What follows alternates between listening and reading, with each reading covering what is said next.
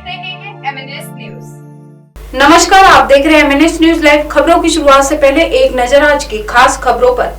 शहीदों की यादगार में हुआ समारोह।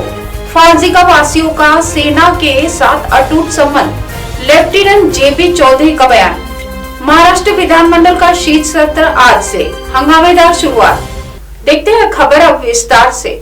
आजादी का अमृत महोत्सव के अंतर्गत 1971 के भारत पाक युद्ध में देश की जीत के गोल्डन जुबली के अंतर्गत आसफलवाला में शहीदों की यादगार में एक समारोह करवाया गया, जिसमें भारतीय सेना, जिला प्रशासन और शहीदों की समाधि कमेटी की ओर से बलिदान देने वालों को श्रद्धांजलि अर्पित की गई।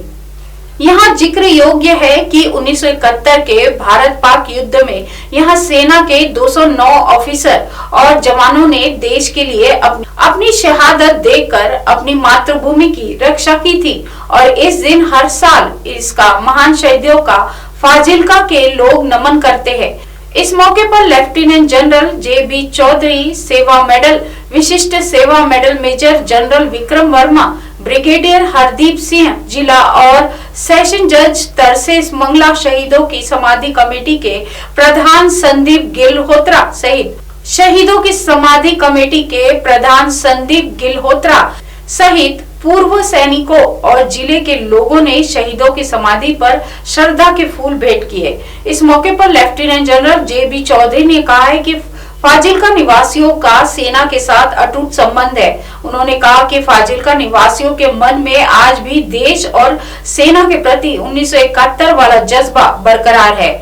उन्होंने कहा कि सेना को फाजिल्का निवासियों पर फक्र है, जो हमेशा भारतीय सेना के साथ कंधे से कंधा जोड़कर चलते हैं। मेजर जनरल विक्रम सिंह वर्मा ने कहा है कि यादगार नई पीढ़ी के लिए प्रेरणा स्रोत है। उन्होंने इस मौके पर 1971 के युद्ध के शहीदों, वीर नारियों और पूर्व सैनिकों को विशेष तौर पर नमन किया। इस मौके पर रिटायर्ड कर्नल MS गिल ने 1971 की जंग के तजुर्बे साझे किए और बताया कि देश के लिए कुर्बानी देने वालों में देश की रक्षा का जज्बा कितना मजबूत है। शहीदों की समाधि कमेटी के प्रधान संदीप गिल्होत्रा ने सबका धन्यवाद करते हुए बताया कि यहाँ 71 फुट ऊंचा विजय स्तंभ भी बनाया जा रहा है। मंच संचालन प्रफुल्ल चंद्र नागपाल ने किया। इस मौके पर पूर्व सैनिकों में से retired brigadier MS Beniwal, captain Dilbagh Singh, सूबेदार रतिराम के अलावा जिला और सेशन जज तरसे मंगला, BL सिक्का, जिला शिक्षा अफसर सुखबीर सिंह बल को विशेष तौर पर सम्मानित किया गया। अगली खबर, महाराष्ट्र विधानमंडल का शीतकालीन सत्र आज से शुरू हो गया है। इसकी पूर्व संध्या पर सत्ता पक्ष की तरफ से आयोजित चाय पार्टी का बहिष्कार कर विपक्ष ने साफ संकेत कर दिए हैं कि सत्र खासा हंगामेदार होगा। हालांकि मुख्यमंत्री उद्धव ठाकरे भी सरकारी चाय पार्टी में नहीं पहुंच पाए। विधानसभा में विपक्ष के नेता देवेंद्र फडणवीस ने आरोप लगाया है कि सरकार चर्चा से भाग रही है, उसे आम आदमी की समस्याएं हल करने में कोई दिलचस्पी नहीं है। कहने के लिए यह एक सप्ताह का सत्र होगा। सत्र के पहले दिन शोक प्रस्ताव रखा जाएगा। कामकाज महज 4 दिन ही चलेगा, उसमें से एक दिन पूरक मांग पर चर्चा और मंजूरी में चला जाएगा। हमने अधिवेशन की अवधि बढ़ाने की मांग सरकार से की है, लेकिन सरकार की मानसिकता अधिवेशन लेने और सवालों का सामना करने की नहीं है।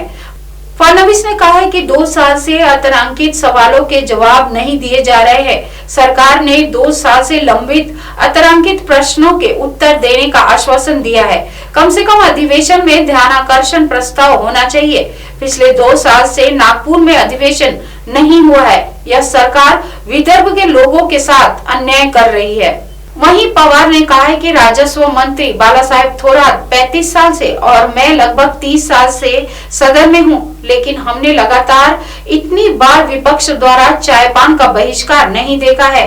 महाविकास आघाड़ी सरकार बनने के बाद विपक्ष किसी न किसी मुद्दे को सामने रखकर चायपान का लगातार बहिष्कार कर रहा है।